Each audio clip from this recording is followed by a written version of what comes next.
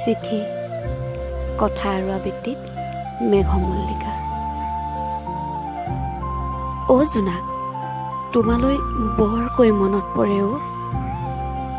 আৰু যেতিয়াই মনত পৰে হাতত কলমটো লৈ বাউলি হওঁ তোমালৈ এখন চিঠি লিখিবলৈ।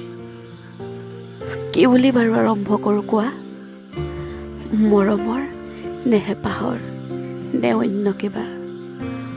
বৰ দোমোজাত পৰোঁ অ'।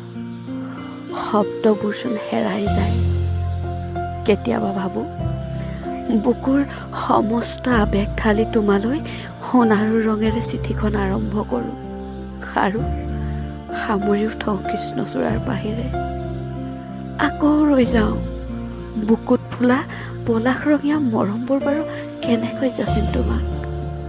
বুকুৰ নিভৃত কোণৰ পৰা উঠলি আহে নাহৰ কলীয়া প্ৰেমৰ অফুৰন্ত বতৰা। শিমলুৰ সাৰুৱা সুবাসে মনৰ লঠঙাডালত ভাল পোৱাৰ আবিৰ ছটিয়াই।